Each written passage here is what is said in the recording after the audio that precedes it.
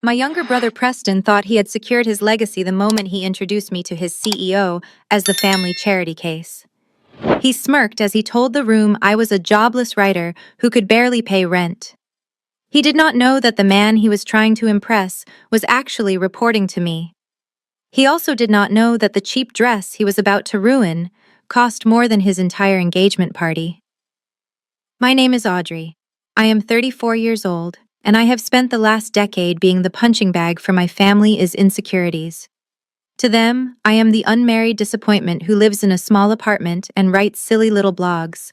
To the rest of the world, I am something very different. But right now, I am standing in the middle of the most expensive ballroom in Chicago, trying to maintain my dignity.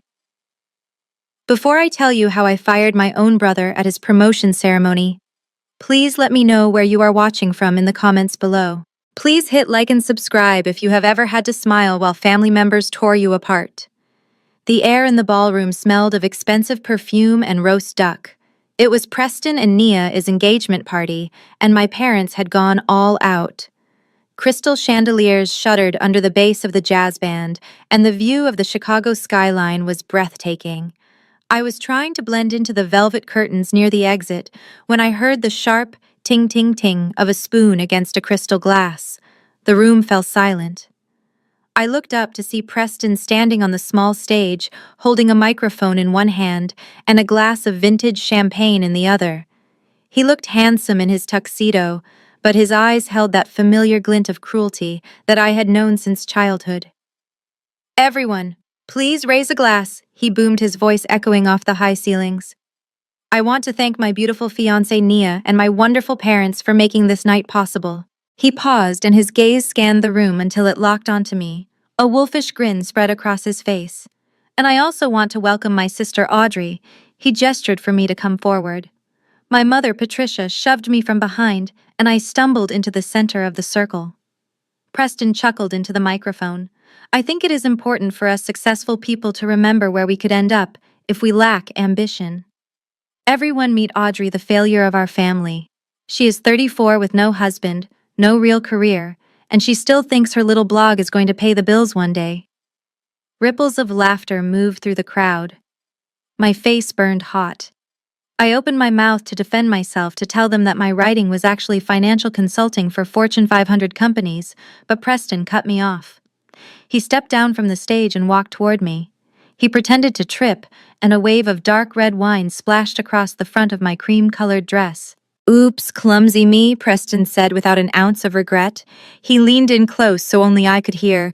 "Do not worry about the stain, Audrey. I am sure you are used to wearing cheap rags. It is probably just polyester anyway, right?" Nia, the woman who was about to become my sister-in-law, covered her mouth with a perfectly manicured hand and laughed. My parents stood by the bar, shaking their heads in mock disappointment, as if my public humiliation was simply another burden they had to bear. I stood there feeling the cold wine soak into my skin while the elite of Chicago laughed at the poor failure in the cheap dress. But among the laughing faces, I saw one man who was not smiling. Mr. Galloway, the CEO of the company Preston worked for, was staring at me with a look of intense curiosity. He knew something the others did not. I took a deep breath and wiped a drop of wine from my chin.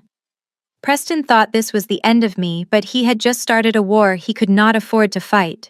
Just as the red stain began to seep through the fabric of my dress, chilling my skin, a sharp voice cut through the laughter. "Oh, Preston, stop it. Do not be so mean to your sister." It was Nia. She glided through the crowd like a shark in white silk, pushing guests aside with a sense of entitlement that only comes from sudden wealth. She hooked her arm through Preston, standing beside him as the perfect picture of a power couple. Her diamond earrings caught the light, blinding me momentarily as she looked me up and down with an expression that was somewhere between pity and disgust. She reached out a hand that was weighed down by a massive engagement ring and touched the wet spot on my chest. I flinched instinctively, but she did not pull back. Instead of dabbing the wine gently, she pressed her thumb into the fabric and smeared it in a wide, ugly circle, effectively ruining the dress completely. "Oops," she said, her voice dripping with artificial sweetness that made my stomach turn. "I think I made it worse. But honestly, Audrey, it is hard to tell with that fabric. Is it polyester? It absorbs liquid so strangely. She wiped her wine-stained fingers on my shoulder as if I were a human napkin, and then turned to the crowd, flashing a dazzling smile. "You all have to forgive her appearance," Nia announced, loudly enjoying the attention of the room. "Being unemployed takes a toll on a person's dignity. I barely made it here on time myself because I was stuck at the firm finalizing a $5 million merger. It is exhausting being essential to the economy." She sighed dramatically and looked back at me with cold, dead eyes. "Honestly, Audrey, I am a little jealous of you. It must be so nice to wake up at noon and have zero responsibilities. What is your little blog about again?" "Cooking tips for people on food stamps." The crowd chuckled again, a low rumble of amusement at my expense. My parents stood a few feet away watching the entire interaction. My mother Patricia caught my eye. For a second I thought she would step in and defend me. Instead, she simply adjusted her pearl necklace and looked away, clearly embarrassed that her daughter was being publicly shamed by her future daughter-in-law. That silence hurt more than the wine. Nia was not finished yet. She reached into her expensive clutch, and I thought for a moment she was going to offer me a handkerchief or perhaps an apology. Instead, she pulled out a crumpled lipstick-stained cocktail napkin she had used earlier. She shoved the dirty ball of paper into my hand. "Here," she said, her voice dropping to a whisper that only I could hear. "Go to the bathroom and scrub that off. Try not to let the important guests see you on your way out. You are really ruining the aesthetic of my party." I looked down at the dirty napkin in my hand and then up at Nia's flawless face. She was glowing with the thrill of humiliation. She thought she had won. She thought she was the queen of this castle. She had no idea that the $5 million merger she was bragging about was with a subsidiary of my holding company. She was bragging about working for me. I squeezed the napkin in my fist, fighting the urge to speak. Not yet. The trap was not fully set. I needed them to feel invincible before I pulled the rug out from under them. I gave her a tight smile that did not reach my eyes. "Thank you, Nia," I said, my voice steady. "You are right. I should go clean up." As I turned to walk away, I heard her laugh again, a sound that grated on my nerves like broken glass. I walked toward the exit, head held high, feeling the eyes of the room burning into my back.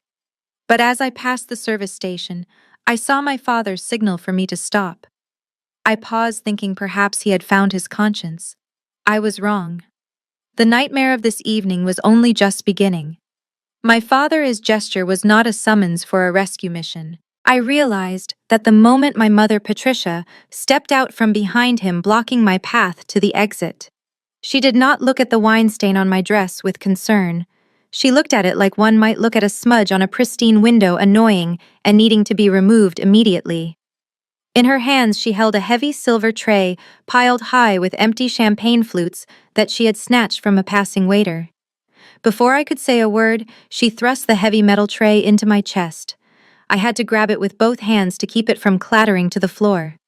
The cold metal pressed against my wine-soaked skin, sending a shiver down my spine. "Do not just stand there looking like a statue," Patricia hissed, her voice low and dangerous. "You are drawing attention to yourself, and quite frankly, it is embarrassing." She adjusted the strap of my cheap dress with a rough tug, trying to hide the stain, but only succeeding in making me feel more like a prop than a person. I stared at her in disbelief. "Mom, I am leaving. I need to go change." "You are not going anywhere," she snapped. "You have not given your brother a gift yet, have you?" "Of course you have not. You never have money." "Well, if you cannot contribute financially to this family, you can at least make yourself useful and work off the cost of your dinner. That salmon you ate cost $50 a plate." She grabbed my shoulders and physically turned me around, pointing me back toward the crowded room. "Do you see table 4 near the window? That is where Preston and his partners are sitting. It is a mess. Go clear it. And try to be invisible while you do it." I felt the blood drain from my face. Table 4 was the VIP table. It was right next to the stage where Mr. Galloway was sitting. She wanted me to serve them. She wanted her own daughter to act as the help at her son's engagement party. I turned to my father, Richard, hoping he would intervene. "Dad, surely you do not expect me to bus tables in a cocktail dress. Richard took a sip of his scotch and looked me dead in the eye. His face was devoid of any paternal warmth. Just do as your mother says, Audrey. And for God's sake, keep your head down. Do not let anyone at that table know you are my daughter. If they ask, just say you are agency staff. I do not want my reputation sullied because you look like a drowned rat. The cruelty of his words hit me harder than the tray in my hands. He was not just ashamed of me, he was actively disowning me to protect his social standing. I looked at the tray, then at table 4. I could have thrown the glasses on the floor. I could have screamed. But something cold and calculating settled in my chest. If they wanted me to be the invisible servant I would be, being invisible is the best way to hear secrets. I tightened my grip on the silver tray and lowered my head. Understood, I said softly. Good, my mother said, smoothing her dress. Now go. And if you break anything, it is coming out of your inheritance. Not that there is much left of it anyway. I walked toward table 4, moving through the crowd that had just mocked me. I was no longer Audrey the sister. I was Audrey the ghost. And ghosts hear everything. As I approached the table where Mr. Galloway sat, I realized my parents had just made a fatal tactical error. They had just sent the spy right into the enemy's camp. The silver tray in my hands felt heavy, but the weight of the moment was crushing. I approached table 4 just as the heavy oak doors of the ballroom swung open. Mr. Galloway walked in. He was a man of imposing stature with silver hair and a suit that cost more than Preston made in a month. The air around him commanded respect, and for a brief moment the chatter in the room died down. Preston, who had been laughing loudly at a joke just seconds ago, underwent a transformation so sudden it was almost comical. His spine snapped straight, and his arrogant sneer dissolved into a mask of desperate sycophancy. He practically ran over to the older man, his hands trembling slightly as he reached out for a handshake. "Mr. Galloway, sir." Preston stammered, his voice pitching an octave higher than usual. "I am so honored you could make it. I know how busy you are with the merger talks. Please come sit. We have the best view of the city for you." Galloway accepted the handshake with a cool, professional detachment. His eyes swept the table and then landed squarely on me. I was standing there holding the tray of dirty glasses, trying to blend into the wallpaper. Preston followed his gaze, and I saw the color drain from his face. He looked terrified that my presence would somehow contaminate his big moment. He stepped quickly between us, using his body to block Galloway's view of me. "My apologies, sir," Preston said quickly, waving a hand at me as if shooing away a fly. "Please ignore the help. This is actually my sister Audrey. We try to keep her in the background. She is a bit of a family burden, if I am being honest." Galloway did not sit down. He stepped around Preston and looked directly at me. The recognition in his eyes was instant. This was the man I had hired 3 years ago to turn around one of my failing acquisitions. We had spent hours on Zoom calls, and he knew exactly who I was. He knew I was the majority shareholder of the company he ran. He knew I was the one who approved his bonuses. He opened his mouth and his hand started to rise instinctively to adjust his tie, a nervous habit he had whenever he reported to me.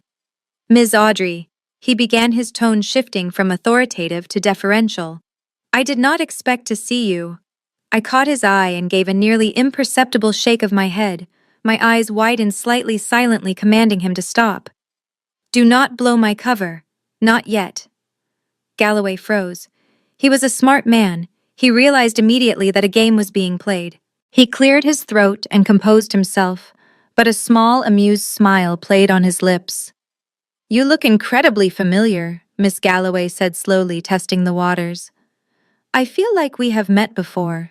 Perhaps in a boardroom. Your eyes have a certain intensity that I usually only see across a negotiation table." Preston let out a loud, nervous laugh, cutting off any chance for me to respond.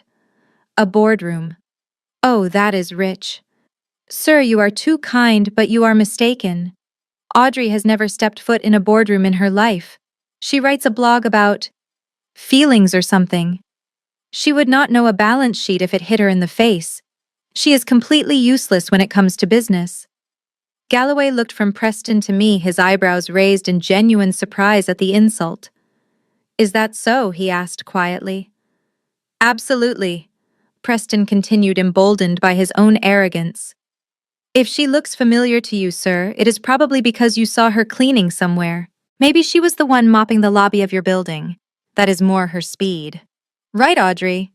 He turned to me with a smirk, expecting me to cower.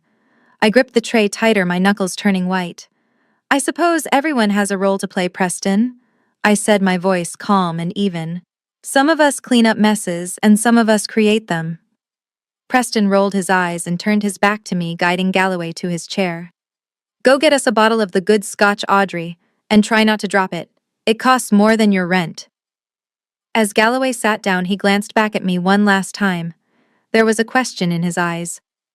How long do you want me to let him dig his own grave? I gave him a small nod. Let him dig.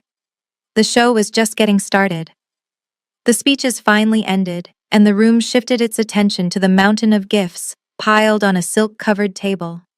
I stood silently by the service station, clutching a pitcher of ice water, watching my family perform their play of wealth and success. My father, Richard, stepped into the spotlight, holding a small green velvet box. He cleared his throat, ensuring every eye was on him.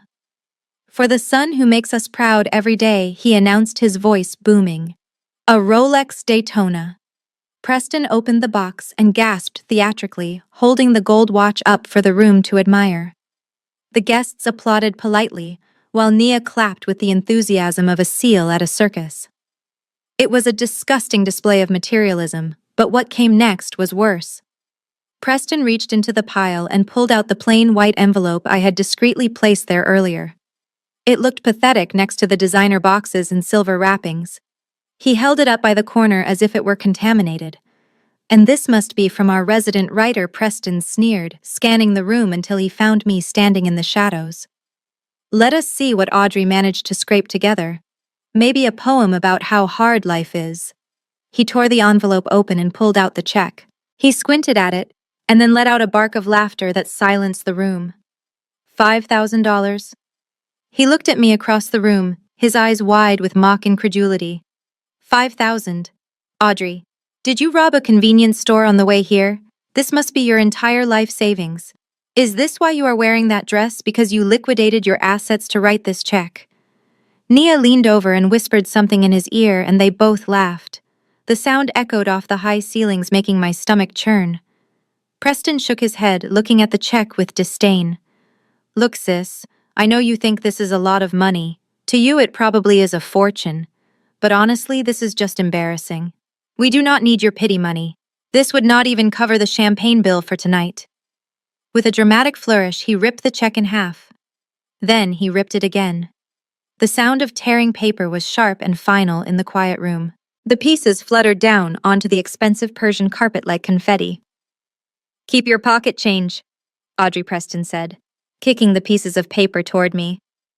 Buy yourself some decent clothes so you stop looking like the help. Oh wait, you are the help tonight. My mistake. I felt the heat rise in my cheeks, not from shame, but from pure, unadulterated rage. That $5,000 was an olive branch. It was the last shred of kindness I had for them, and he just tore it up. Beside me, I saw Mr. Galloway stiffen in his chair, his hand gripping his glass tightly. He looked ready to intervene, but I held his gaze and kept my face stone cold. Not yet. Let them burn the bridge completely. I wanted there to be no way back when the fire started. I watched the pieces of the check settle on the tips of my scuffed shoes like snow. The room was dead silent. Even the jazz band had stopped playing. For years I had swallowed their insults. I had taken the high road. I had played the role of the silent, supportive sister, while Preston took credit for everything. But seeing him tear up money that I had earned with my own brain money that was intended to help him start his new life was the final straw. Something inside me snapped. It was not a loud snap, but it was permanent. I did not scream. I did not cry. I simply looked up and locked eyes with him. My voice was calm, but it carried to every corner of the silent ballroom. That $5,000 was not pity money, Preston, I said clearly. That was the advance from the copyright sale of my latest manuscript. You call it a little blog, but it pays better than your base salary. Preston opened his mouth to interrupt, but I raised my voice just enough to cut him off.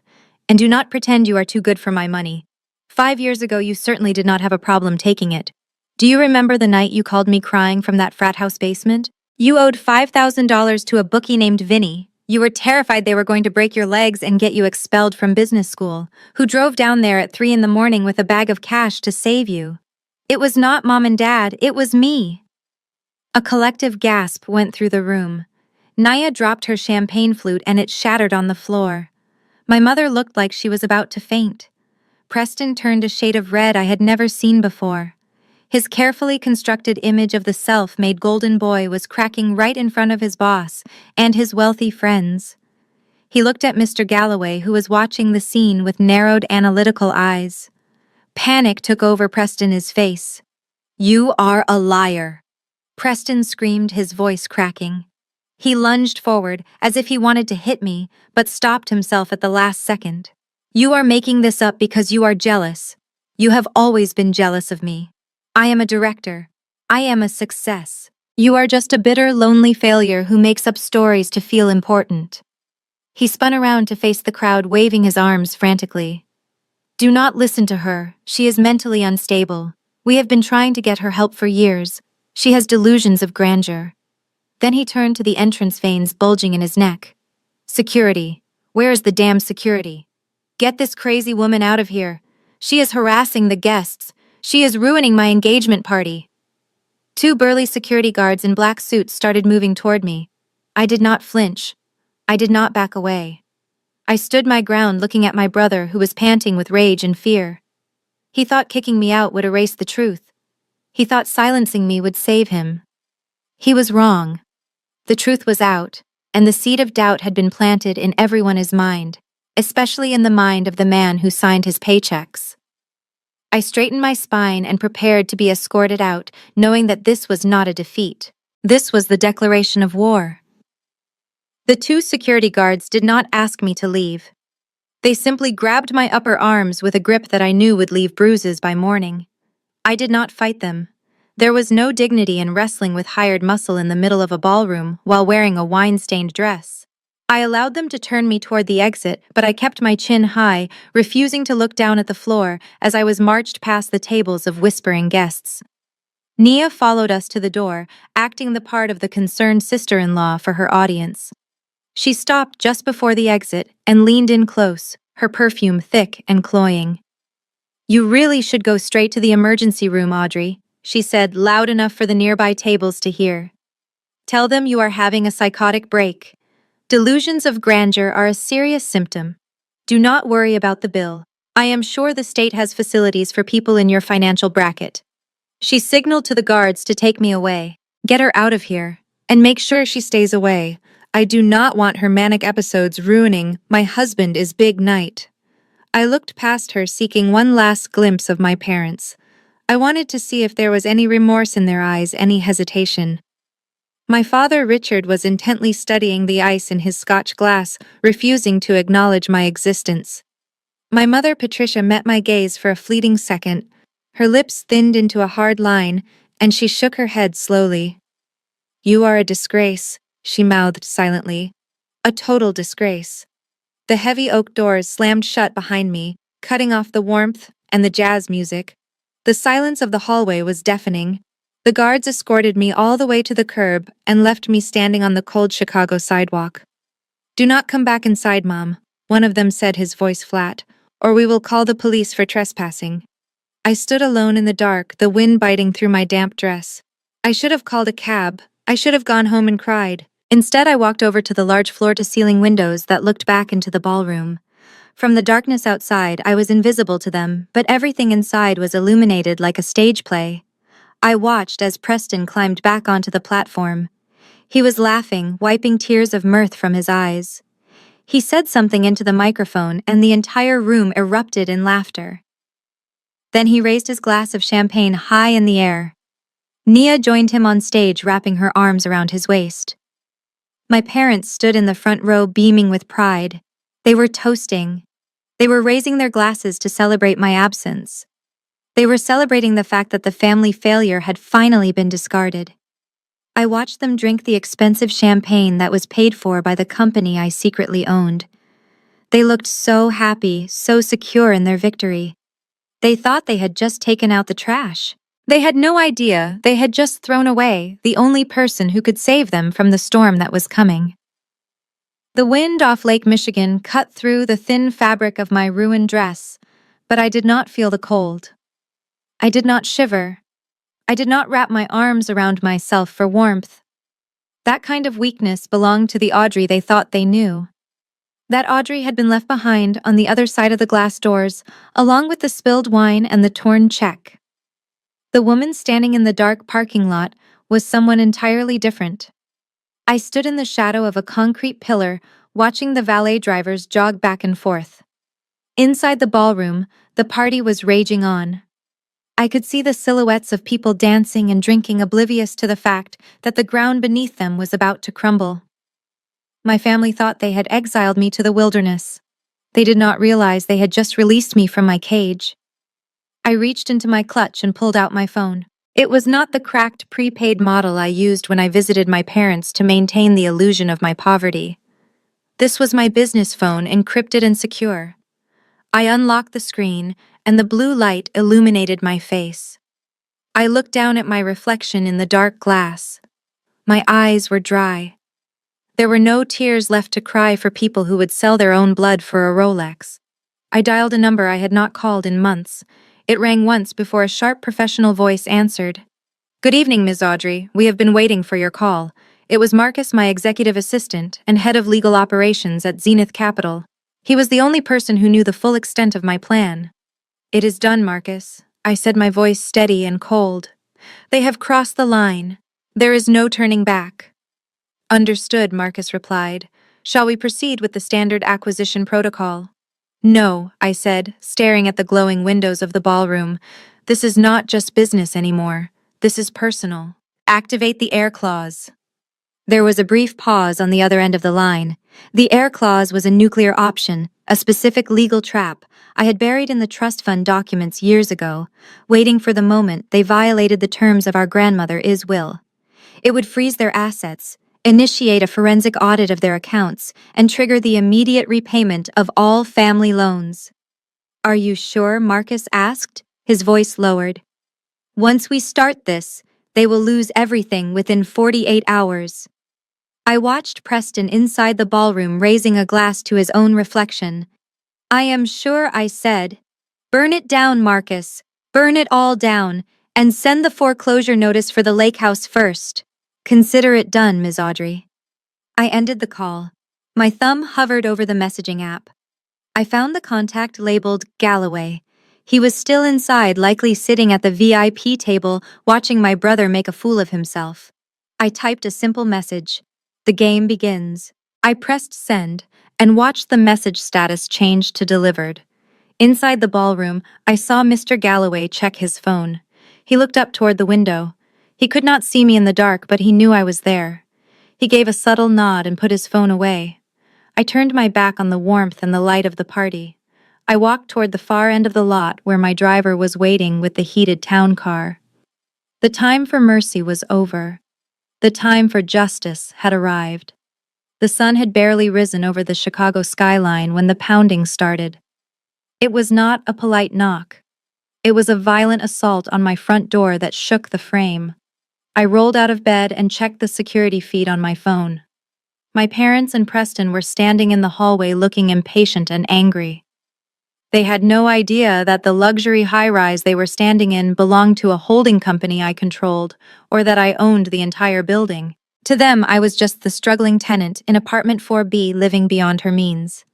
I unlocked the door, and they pushed past me without a word. My mother, Patricia, wrinkled her nose as she surveyed my living room. Even though the furniture was Italian leather and the art on the walls was original, she only saw what she wanted to see. She saw a failure living in a rented space. Preston threw himself onto my sofa, putting his dirty shoes on the coffee table. "Nice place, sis," he said with a sneer. "It smells like mediocrity in here. Or maybe that is just you." My mother wasted no time on pleasantries. She reached into her designer bag and slapped a thick legal document onto the kitchen island. The sound echoed in the quiet apartment like a gunshot.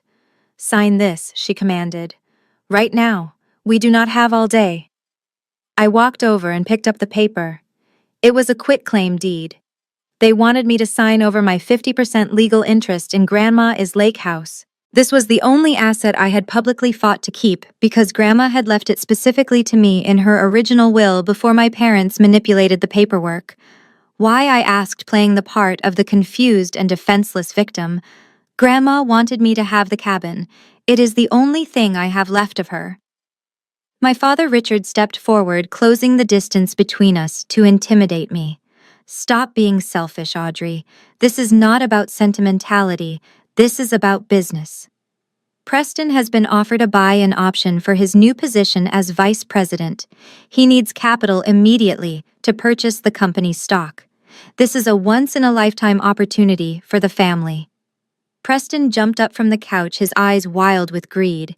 It is called leverage, Audrey. Something you would know about if you had a real job. If I buy these shares, I become a partner.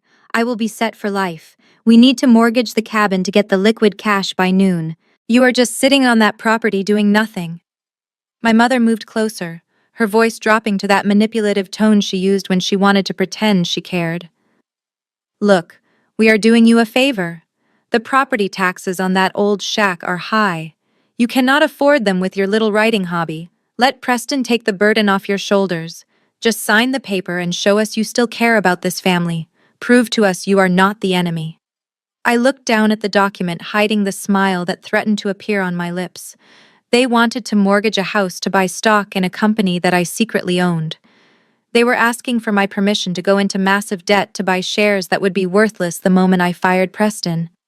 It was a suicide mission, and they were begging me to let them pull the trigger. I picked up a pen and looked at Preston. You are sure this investment is a sure thing? I asked. He laughed. It is guaranteed. Now sign the paper. I pressed the pen to the paper. If they wanted to hang themselves, I would happily buy them the rope. Nia stepped out from the hallway where she had been watching the entire exchange. She looked impeccable in a cream-colored power suit, the kind that cost more than the car my parents drove. She did not yell like Preston, and she did not try to guilt-trip me like my mother. Nia was far more dangerous because she wielded the law like a serrated knife. She walked over to the kitchen island and placed her manicured hand on top of the document, stopping me from reading the fine print. Let us not waste time with sentimental nonsense. Audrey, Nia said, her voice cool and professional. She opened her leather briefcase and pulled out a thick manila folder, tossing it onto the granite counter with a heavy thud. Technically speaking, under the probate laws of this state, a will is invalid if the testator lacked testamentary capacity at the time of signing. I have spent the last week reviewing Grandma's medical history. I felt a cold knot form in my stomach. Grandma had been sharp as a tack until the day she died. She completed the New York Times crossword puzzle in ink every morning. There was nothing wrong with her mind. What are you talking about? I asked, narrowing my eyes. Grandma was perfectly healthy. Nia smirked and tapped a long fingernail against the folder. Not according to the new affidavit I have prepared. We have found a doctor willing to testify that she was suffering from advanced dementia and confusion when she signed the cabin over to you. That would make her bequest to you legally void. The property would revert to the estate, which means it would revert to your parents. I looked from Nia to my parents. My father refused to meet my gaze, but my mother looked defiant. They were actually going to tarnish the memory of their own mother just to get money for Preston. You are going to fake medical records? I asked, my voice low. You are going to commit fraud and perjury just to steal a cabin. Do you realize that is a felony, Nia? That is a disparable offense. Nia laughed, a dry, humorless sound that chilled the room. She leaned in close so that her expensive perfume filled my nose. Who is going to prove it, Audrey? You, the unemployed blogger living in a rented apartment. I am a junior partner at one of the most prestigious law firms in Chicago. I dine with judges. I represent Fortune 500 companies. My word is law in this city. Your word is just noise. She picked up the pen and shoved it into my hand. Her eyes were hard and soulless. You have two choices. Option A is you sign this quitclaim deed voluntarily, and we let you keep your little pride. Option B is, I file a lawsuit tomorrow, challenging the entire will. I will tie you up in court for years. I will drain whatever pathetic savings you have left legal fees and I will destroy your reputation. I will make sure the whole world thinks you manipulated a dying old woman to steal her assets.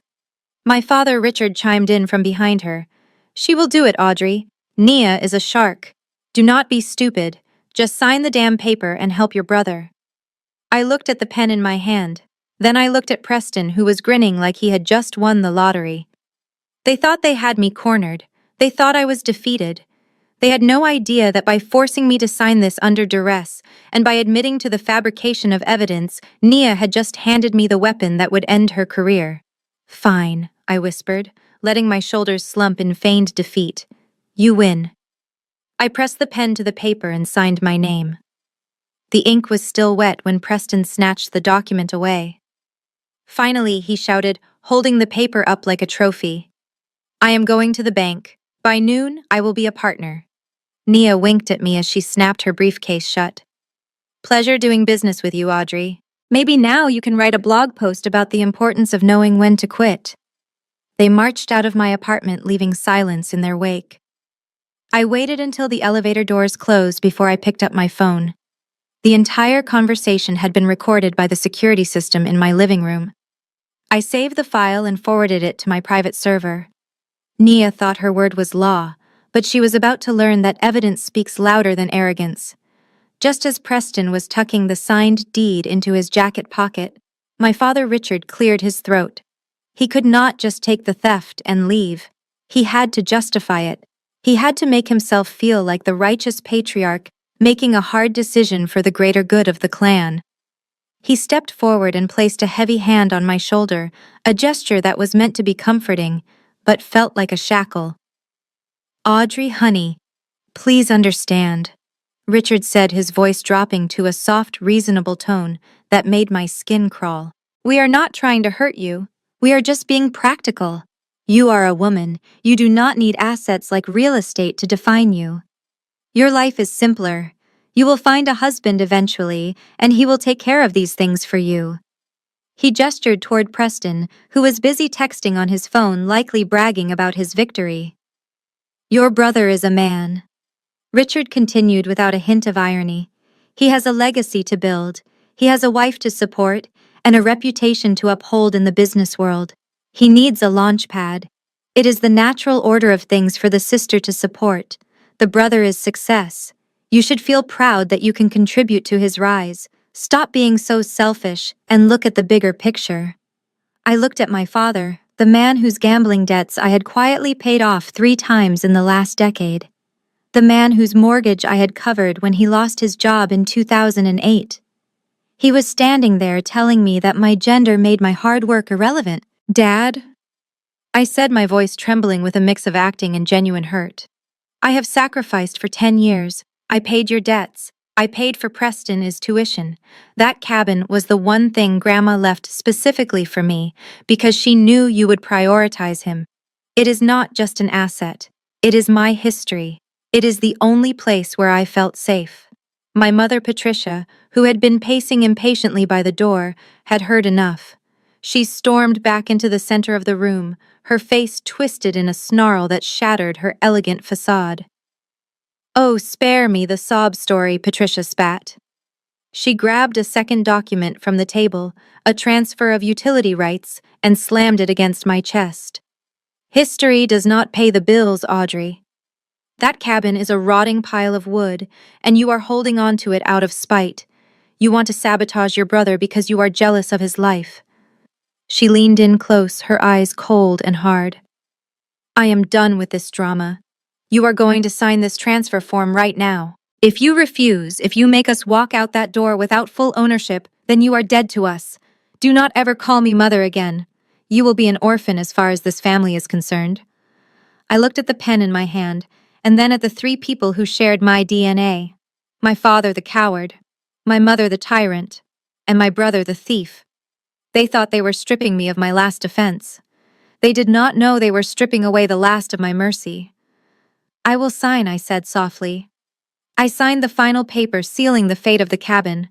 But as I handed it to my mother, I knew I was also signing their financial death warrant. They now had the collateral to make the worst investment of their lives. Good choice, Patricia said, snatching the paper. She did not say thank you. She did not say goodbye. She simply turned on her heel and marched out, followed by my father and Preston. I locked the door behind them and leaned against the wood. The apartment was silent. I walked over to the window and watched them get into their car. They were laughing. They were celebrating. They were driving straight toward a cliff, and I had just cut the brakes. I picked up my phone and dialed my broker. The asset has been transferred, I said. Let the bank approve the loan. Give them the money. Let them buy as much stock as they want. We will own it all by midnight. Naya was not satisfied with just my verbal agreement. She wanted to ensure I would not hesitate or try to change my mind before the ink hit the paper. She pulled out her phone and scrolled to a drafted social media post. She turned the screen toward me so I could see the text. It was a photo of me looking disheveled from a bad angle, accompanied by a caption that read, "Heartbroken, to announce that my sister Audrey has been admitted to a psychiatric facility for severe delusions. Please respect our privacy during this difficult time. If you do not sign this document in the next 10 seconds, I will post this." Nia said, her voice dangerously calm. "I will tag your publishers. I will tag the local literary review board. I will make sure that every time someone Googles your name, the first thing they see is that you are mentally unstable. Who will hire a crazy woman to write for them, Audrey? Your little career will be over before it even starts." Preston leaned in, his breath smelling of stale coffee. "Do it, Nia. Post it. She deserves it for making us wait." I let my lower lip tremble. I widened my eyes to feign panic. It was an Oscar-worthy performance. "Please do not," I begged, my voice cracking. "Writing is all I have. You cannot ruin my reputation. It took me years to build my readership." "Then sign the paper," Nia snapped, shoving the pen into my hand so hard it bruised my skin. "Sign it and we delete the draft. Refuse and you become the crazy sister forever." I gripped the pen, my hand shaking violently. To them, it looked like fear. In reality, I was shaking with the effort of suppressing a laugh. They were blackmailing me with a tweet, while I held the nuclear launch codes for their entire financial existence. I lowered the pen to the signature line. I took a deep breath and pressed the tip to the paper. I wrote my name slowly. Audrey. Then I paused. My legal name on the deed and in the trust documents was Audrey Jane Miller. The middle name was essential for the document to be processed by the county clerk without a flag. I skipped the J entirely and scribbled Miller with a loop that I never used in my official signature.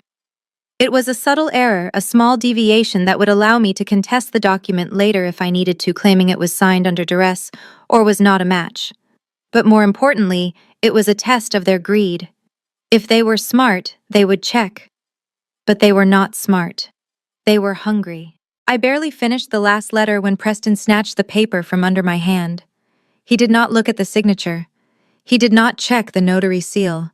He only saw the dollar signs that the piece of paper represented. He held the document up to the light, blowing on the wet ink. Finally, he said, letting out a breath of relief, "It is about time you made yourself useful." He folded the paper and shoved it into his pocket. He looked at me with pure disdain, his use for me now completely exhausted. "Now get out of my sight," Preston spat. "Seriously, turn around or go in your bedroom. Looking at your face makes me sick." Nia smirked and tapped her phone, deleting the draft. "Pleasure doing business, Audrey. Try not to cry too loud. The walls are thin." They turned and walked out the door, slamming it shut behind them. I stood in the silence of my apartment and straightened my spine, the trembling in my hands vanishing instantly. They had the paper, they had the rope. Now all I had to do was wait for them to kick the chair out from under themselves. It only took 48 hours for the facade of responsible investing to crumble. I was sitting at my desk reviewing the quarterly projections for Zenith Capital when the roar of a twin-turbo engine shattered the quiet of the morning. It was loud, obnoxious, and desperate for attention, much like my brother. I walked to the window and looked down at the street below. A brand-new canary yellow Porsche 911 GT3 was idling in the no-parking zone directly in front of my building. The driver door opened and Preston stepped out. He was wearing a suit that was too tight and sunglasses that were too big. He looked like a caricature of a Wall Street banker drawn by someone who had never actually met one. He did not lock the car. Instead, he walked around to the front and leaned against the hood, posing while Nia snapped photos of him with her phone. They were blocking traffic, but they did not care. In their minds, they owned the street. I opened my phone and refreshed Instagram. The post was already live. It was a carousel of photos featuring Preston touching the steering wheel, Preston leaning on the car, and a close-up of the Porsche emblem. The caption read simply, #grindset, the fruits of my labor. Thank you to myself for never giving up even when the world doubted me. Vice President era begins now. I felt a cold smile spread across my face. The world did not doubt him. The world simply knew him better than he knew himself. 2 days ago, he had begged me for the cabin, claiming he needed the equity to buy into the company stock option. He swore it was an investment in his future. He swore he needed the capital to secure his position as a partner. But I had access to the transaction logs. I knew exactly what he had done. He had taken the check from the mortgage lender, the money that was secured against Grandma's beloved lake house, and he had walked straight past the brokerage firm and into a luxury car dealership. He had not bought a single share of stock. He had blown nearly the entire loan on a depreciating asset and a weekend of bottle service at a nightclub. He was driving a stolen car, essentially. He had stolen the equity from me, and he was driving it around town pretending he had earned it. He was betting everything on the assumption that his promotion would bring a massive signing bonus that would cover his tracks before anyone noticed the missing capital. It was reckless, stupid, and entirely predictable. I watched from above as a meter maid approached the car. Preston waved her off aggressively, pointing at his watch, as if his time was too valuable to be ticketed. He shouted something at her, likely threatening to have her fired. Nia laughed, throwing her head back in that practiced affectation of hers. They were high on the fumes of money they did not actually have. "Enjoy the ride, Preston," I whispered to the glass. "Because when the bank calls in that loan and realizes you committed fraud on the application, that yellow car is going to look very nice on a tow truck." He thought he was showing off his success. In reality, he had just provided me with the final piece of evidence I needed to prove he was not just incompetent, but criminally negligent. My phone began to buzz incessantly just as I was finishing my morning coffee. It was not a call, it was a flood of notifications. I opened my social media apps and saw that I had been tagged in hundreds of comments. The source was a lengthy post written by Nia on her public profile, which she had shared to every community group in our neighborhood. The title of her essay was "The Heavy Burden of Carrying Dead Weight: A Guide to Setting Boundaries with Toxic Family." It was a masterpiece of passive-aggressive fiction. Nia described in agonizing detail how she and her fiancé were being emotionally and financially drained by a relative who refused to work. She did not name me directly, but she included enough specific details like my age, my appearance, and the exact location of my apartment building that anyone who knew us could connect the dots. She wrote about how this relative had thrown a tantrum at her engagement party because she was jealous of their success. She claimed that I had tried to give them a bad check to embarrass them. The post had gone viral overnight, racking up thousands of likes and shares. The comments section was a cesspool of judgment. Strangers were calling me a parasite, a narcissist, and a disgrace. People were offering Nia sympathy, praising her for being so strong in the face of such toxicity. I turned off my screen and grabbed my coat. I needed to pick up a package from the lobby. I told myself it was just the internet, and that it did not matter. I was wrong. The moment I stepped out of the elevator, I felt the shift in the atmosphere. Mrs. Higgins, an elderly neighbor who used to bake cookies for me, was standing by the mailboxes. Usually she would stop to chat about the weather. Today, when she saw me approaching, she pulled her small poodle close to her legs, as if I were contagious. She turned her back to me sharply, muttering loud enough for me to hear. "I cannot believe she shows her face here, living off her poor brother like that. Some people have no shame." I walked past her, keeping my head high, but my stomach twisted. It did not stop there. As I walked to the corner store to buy milk, the barista, who usually knew my order, slammed my cup down on the counter without a word. Written on the side of the cup in black marker was the word "freeloader" instead of my name. He smirked as I picked it up, challenging me to say something. I walked back to my apartment feeling the weight of 1,000 judging eyes. Nia had weaponized my community against me. She had painted a target on my back and handed out stones to everyone I knew. I sat down at my computer and opened Nia's post again. I did not report it. I did not reply. Instead, I took screenshots of everything. I captured every lie, every exaggerated claim of financial support that never existed, and every comment where she encouraged people to harass me. Nia thought she was destroying my reputation. In reality, she was handing me a defamation lawsuit worth millions. She claimed she was supporting me financially. My forensic accountant was going to have a field day proving that in reality I owned the mortgage on the very condo she slept in. I saved the files to a folder named Exhibit C. If she wanted a public trial, I would give her one, but the verdict would not be what she expected. The silence in my apartment following my mother's call was heavy, but it was not the silence of abandonment. It was the silence of a judge who had just heard the final piece of evidence. My mother, Patricia, believed she had just delivered a fatal blow. By removing me from the family health insurance plan, she thought she was stripping me of my safety net, leaving me vulnerable to the whims of fate. She pictured me terrified, scrambling to find a free clinic, begging them for help when I inevitably fell ill. She did not know that I carried a platinum executive health policy that included medical evacuation by helicopter if necessary. She did not know that the premium she was so proud of saving was less than what I spent on my weekly dry cleaning. But the financial reality did not matter. It was the intent that stung.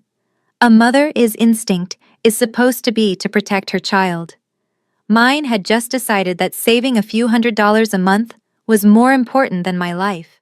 I barely had time to process the callousness of her decision when my phone vibrated again. This time it was a text message from Preston. Just so you know, I blocked your number. Do not try to beg for a cut of the mortgage money. I know you are broke, but I am not your ATM. This cash is for winners only. I stared at the screen, watching the little gray icon appear, indicating that he had indeed blocked me. He had severed the line of communication. He thought he was locking a thief out of his vault. In reality, he had just locked himself inside a burning building and threw away the key. Preston believed that the money from the mortgage was his ticket to freedom. He thought he was protecting his new fortune from his leech of a sister.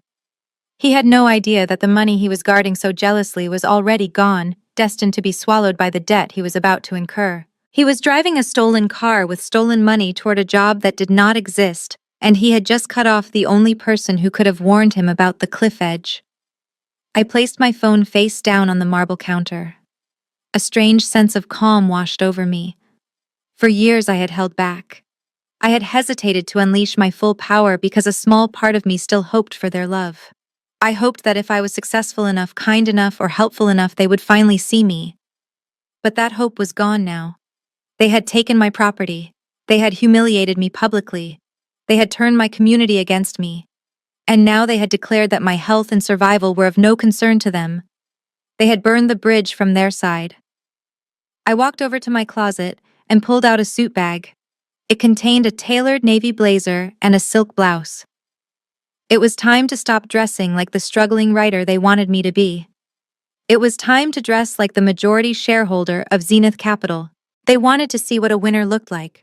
I would show them. But they were not going to like what they saw when the mask finally came off. I drove to the financial district and parked my car in the private underground garage reserved for executive board members. The elevator whisked me up to the 45th floor of the Zenith Capital headquarters. This was a world away from the cramped apartment my family believed I lived in. The floor-to-ceiling windows offered a panoramic view of Chicago, the city that I quietly owned a significant piece of. I walked past the reception desk where the staff nodded with genuine respect. They did not see a family failure. They saw the woman who signed their paychecks. I pushed open the double-glass doors to my private office and tossed my blazer onto the leather sofa. I sat down behind the massive mahogany desk, the seat of power that I had built from nothing, while my family was busy judging me. Mr. Galloway walked in a moment later. He did not strut as he did when playing the part of the powerful CEO in public. Here in this room, he was an employee reporting to his superior.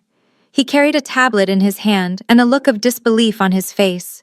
He closed the door softly behind him and stood in front of my desk waiting for permission to speak. "Sit down, Arthur," I said, gesturing to the chair.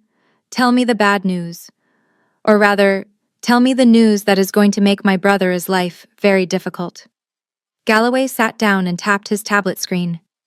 "Ms. Audrey, it is worse than we thought. I have been monitoring the transaction logs for the buy-in option. As you know, the deadline for Preston to purchase his required equity shares to qualify for the promotion is 5 o'clock today." I leaned back in my chair, steepling my fingers. "And let me guess. The account is empty." "It is empty," Galloway confirmed. "But the money from the mortgage hit his personal account yesterday. He did not transfer it to us. Instead, he wired a deposit to a yacht charter company and spent another $40,000 at a nightclub last night. He is treating the mortgage money like a lottery win. He is currently hosting a champagne brunch for his fraternity brothers. He has not bought a single share of Zenith stock." I let out a low, humorless laugh. He was even more arrogant than I predicted. He assumed the vice president title was a gift given by divine right. He did not think he actually had to follow the rules of the contract. He thought he could spend the buy-in money now and replace it later with his signing bonus. "He is in breach of contract," Galloway said, his voice serious. "Technically, we can rescind the offer right now. We can fire him for gross negligence and financial irresponsibility. Shall I make the call?" I stood up and walked to the window, looking down at the city streets below. Somewhere down there, Preston was popping bottles of champagne he could not afford, celebrating a job he had already lost. "No," I said, my voice cold and hard. "Do not fire him, not yet. If we fire him now, he will just spin a story about how he was treated unfairly. He will play the victim. I want him to fall from a height so great that he can never climb back up." I turned back to Galloway. "Let him think he is king," I said. "Let him believe he has fooled everyone. In fact, I want you to call him. Tell him the board is thrilled with his performance.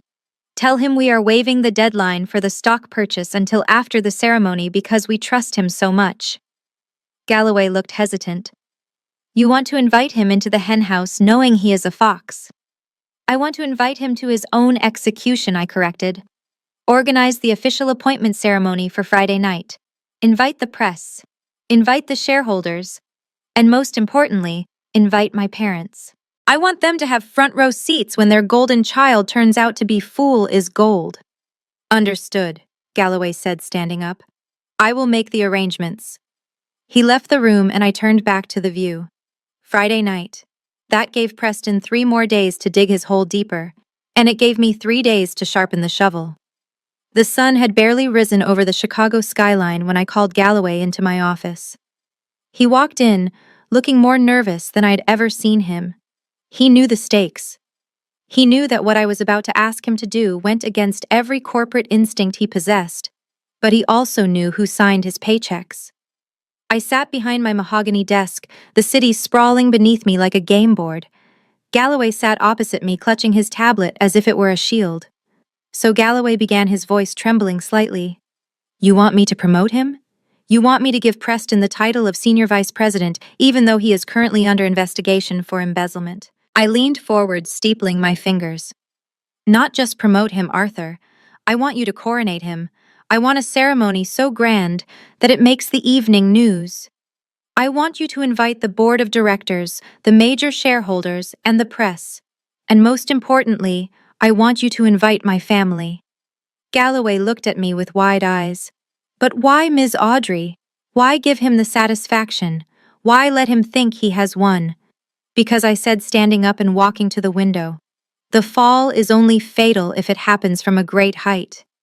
If we fire him now, he is just a disgruntled employee who made a mistake. He will spin a story. He will blame the system. He will play the victim, and my parents will believe him. They will comfort him and tell him that the world is unfair." I turned back to face him, my voice hard as steel. "But if we give him everything he has ever wanted, if we put him on a pedestal in front of everyone he seeks to impress, if we let him taste the power and the glory, and then we strip it away in public with irrefutable proof of his incompetence and greed, that is not just a firing, Arthur. That is an execution. That is a lesson he will never forget, and it is the only way to break the hold he has over my parents. Galloway swallowed hard. He nodded slowly, understanding the brutal logic of my plan. Very well, Ms. Audrey, he said, tapping on his tablet. I will draft the invitation. The appointment ceremony of Preston Miller, Senior Vice President. It has a nice ring to it. Make sure it is sent to my parents first, I said. And add a personal note. Tell them that their presence is requested to witness the crowning achievement of their son is life. Tell them it is a night they will remember forever. Galloway stood up to leave, but paused at the door. And what about you, Ms. Audrey? Will you be attending? I smiled a cold, humorless smile. Oh, I will be there, Arthur. I would not miss it for the world. After all, someone has to be there to catch the pieces when they fall. He left the office and I turned back to the window. The city looked peaceful from up here, but down on the street, a storm was brewing. Preston was about to get everything he ever wanted, and it was going to destroy him. The email arrived at exactly 9 in the morning, just as Preston was nursing a hangover and staring anxiously at his empty bank account. He had spent the last 12 hours terrified that the finance department had noticed the missing funds. He was sweating through his shirt, waiting for the inevitable call from HR to tell him to clear out his desk. Instead, his phone pinged with a notification from the office of the CEO. The subject line read, Official Appointment Senior Vice President. Preston dropped his coffee mug. It shattered on the floor, but he did not even flinch. He scrolled through the message, his eyes widening with every line. They were not firing him. They were not investigating him. They were praising him. The email stated that due to his exemplary leadership and the board's full confidence, the stock purchase deadline had been waived until after the official ceremony. He let out a scream of victory that shook the walls of his apartment. I knew it, he yelled to the empty room. I am untouchable. He punched the air, convinced that his charm and brilliance had blinded everyone to his theft. He believed he had outsmarted the system. He believed he was a god of the corporate world. His trembling fingers dialed Nia's number. She answered on the first ring. Babe, I did it! Preston shouted, his voice cracking with adrenaline. I got the promotion. They chose me over that old fossil Jenkins. It is official. I heard Nia scream on the other end of the line. Oh my God, Preston. I knew it. Tell me the numbers. Base salary is $500,000 a year. Preston bragged, pacing around his living room over the broken shards of his mug, plus bonuses, plus stock options. Plus, we are going to be rich, Nia. Real rich, not just middle-class rich. We need to celebrate, Nia declared. Call your parents. We are going to Le Mans tonight. I want the tasting menu and the vintage wine. We are going to show this city who runs things. An hour later, the family was gathered in the living room of my parents' house before heading to the restaurant. My mother, Patricia, was weeping tears of joy, clutching Preston's face between her hands. I always knew you were special, she sobbed. My son, the vice president. I told your father that you just needed the right support. See, Richard. We were right to get that cabin from Audrey. It was the catalyst he needed. My father beamed, puffing out his chest, as if he had earned the promotion himself. You are a shark son. A real killer. You did what you had to do to get ahead. That is the Miller way. Audrey never had that killer instinct. That is why she is at the bottom, and you are at the top.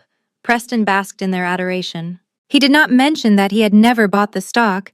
He did not mention that the money from the cabin was gone. He just smiled that arrogant smirk and accepted their praise. Let us go, Preston said, checking his new Rolex. I want to order the most expensive bottle in the cellar. And maybe we should post a picture, just to make sure a certain sister knows what she is missing. They walked out to their cars, laughing and high-fiving, completely unaware that they were not walking toward a celebration. They were walking into the slaughterhouse, and the butcher was sharpening her knife. The waiter poured a vintage Cabernet into Nia's crystal glass, and she swirled the dark red liquid, staring into its depths, as if divining the future. She did not look at Preston, who was busy taking selfies with the wine bottle label. Her mind was already racing ahead, constructing the stage for their grandest performance yet. The restaurant was dimly lit and filled with the hush of old money, but Nia had no intention of being quiet. She wanted to make a statement. "We need to make this party legendary," Nia said, her voice cutting through the ambient jazz. "It cannot just be a dinner. It has to be a coronation. We need the press. We need the shareholders. And Preston, we need to invite Audrey." Preston nearly choked on his appetizer. He put down his fork and looked at her as if she had suggested inviting a stray dog to the table. "Why on earth would I want her there?" he asked, wiping his mouth with a linen napkin. "I just finally got rid of her. She is a downer, Nia. She smells like poverty and desperation. Besides, she will just embarrass us again with her cheap clothes and her jealous attitude. I do not want her ruining my big night." Nia smiled, a slow, predatory curving of her lips that made her look beautiful and terrifying at the same time. She reached across the table and placed her hand over his. Her diamond ring clicked against the glass tabletop. "That is small thinking, babe," she said softly. "You are thinking like a manager, not an executive. Listen to me. Revenge is not about ghosting someone. It is about forcing them to witness your glory. If Audrey stays home, she can pretend none of this is happening. She can sit in her sad little apartment and tell herself that she is better off without us. She can convince herself that she still has some dignity left." Nia squeezed his hand tight. "But if we drag her there, if we force her to stand in the back of the room and watch you accept that award, if we make her see the champagne she cannot afford and the people who would never talk to her, that is true victory. I want her to see the gap between us, Preston. I want her to feel the distance in her bones. I want her to understand that opposing us was the single biggest mistake of her miserable life." Preston considered this. A wicked glint appeared in his eyes as he imagined the scene. He pictured me standing alone in a corner, watching him be the center of the universe. The cruelty of the idea appealed to his vanity. "You are right," Preston admitted, a grin spreading across his face. "We will make it a black tie event, strict dress code. She does not even own a gown. She will show up looking like a waitress." "Exactly," Nia said, leaning back satisfied. "We will send her an invitation, but let us make sure she knows she is only being invited out of pity. We will put her at the table near the kitchen doors. I want her to see everything, but be a part of nothing. I want to see the light go out in her eyes when the room applauds for you." Preston raised his glass. "To the total destruction of the family failure," he toasted.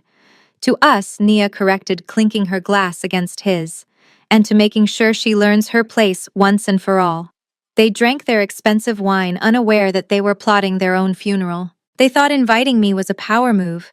They did not realize they were handing the executioner a front-row ticket to the show. They wanted me to see the gap between us. I would make sure they saw it too, but from the bottom of the pit looking up. The vibration of my phone against the mahogany desk was a harsh intrusion into the silence of my office. The caller ID displayed Mother, but I knew better than to expect a warm greeting. To Patricia Miller, a phone call was never a conversation. It was a summons. I pressed the speakerphone button and leaned back in my executive chair, looking out at the city lights that my family was so desperate to conquer. "You should consider yourself lucky, Audrey." My mother's voice barked, filling the room without a hint of warmth. "Your brother has decided to be the bigger person. Despite how you humiliated us at his engagement party, he wants you to attend his appointment ceremony." She paused, waiting for me to express my gratitude. When I remained silent, she continued, her tone sharpening. "Do not think for a second that this is an invitation for you to cause a scene. This event is going to be televised. There will be important people there. Senators, investors, people who actually matter.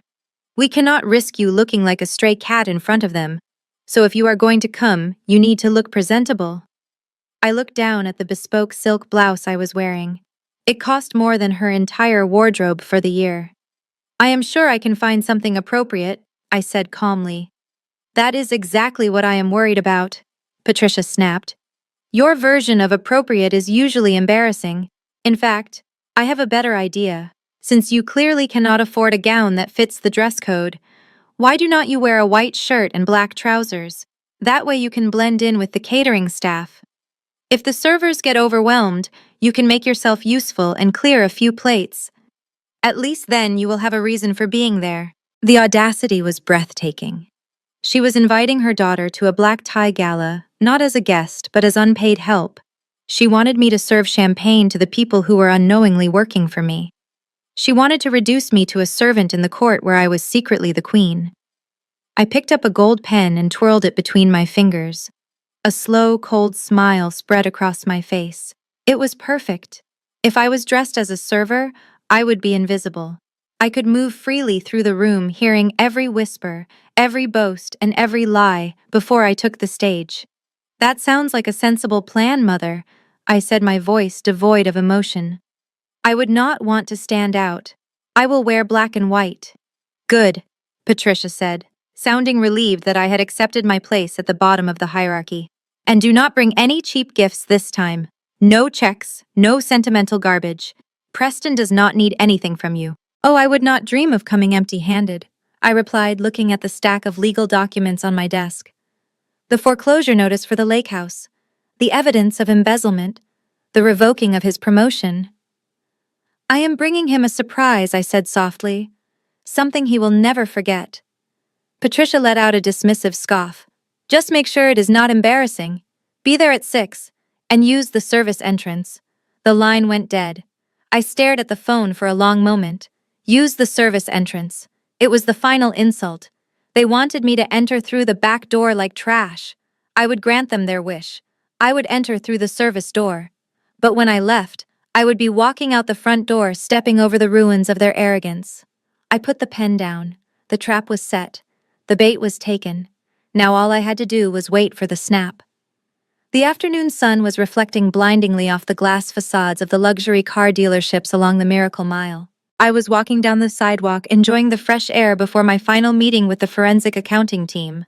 My driver was circling the block in the town car, but to the casual observer, I was just a woman walking on the street. To my brother and his fiancée, however, a woman walking could only mean one thing: failure. I heard the aggressive roar of an engine behind me, followed by the sharp blast of a custom horn. I did not need to turn around to know who it was. The canary-yellow Porsche swerved toward the curb, cutting me off and forcing me to stop abruptly. The window rolled down, revealing Preston wearing sunglasses that cost more than the average monthly mortgage payment.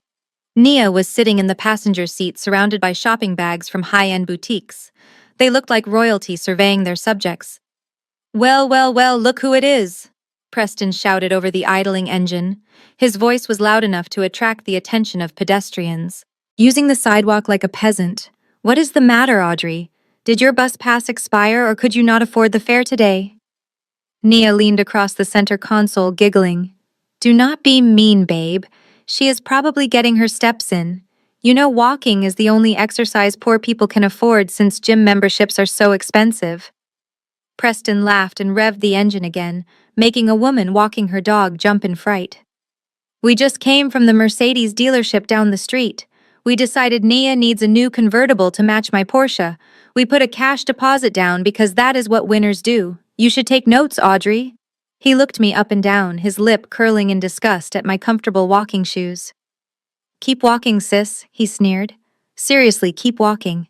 If you walk every day for the next 30 years and save every penny you find on the sidewalk, maybe you will be able to afford one of the tires on this car.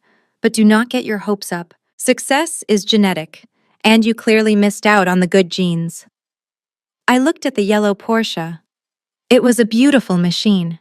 It was also technically collateral for a loan that was already flagged in my system for default.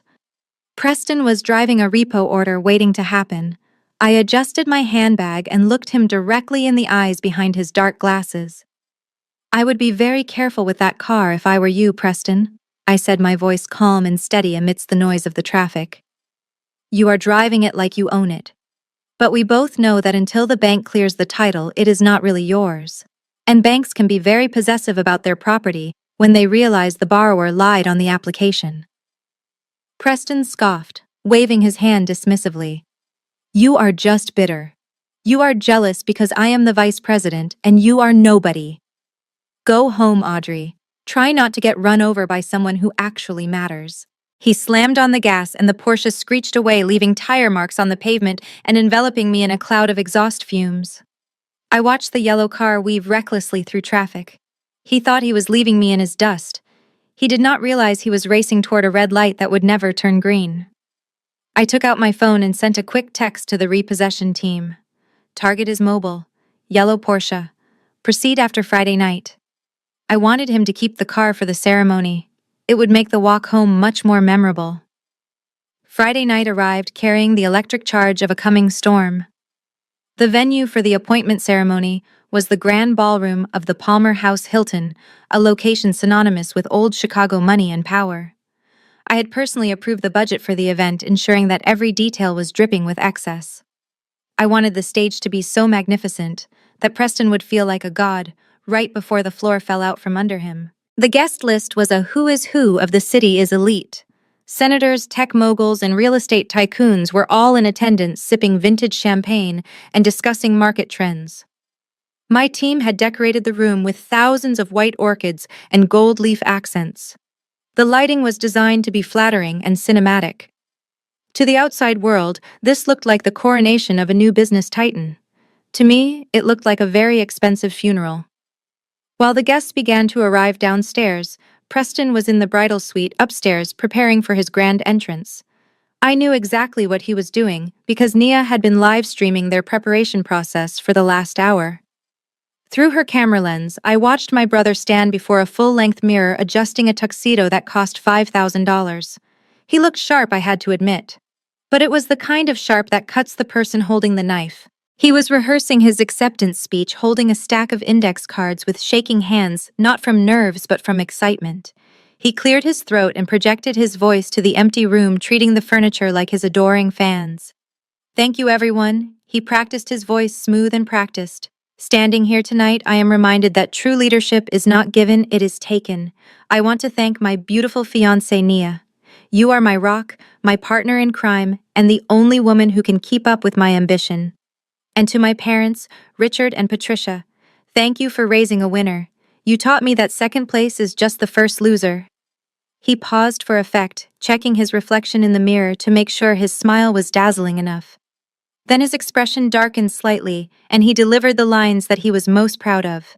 The lines he had written specifically for me. Of course, not everyone believed in this vision.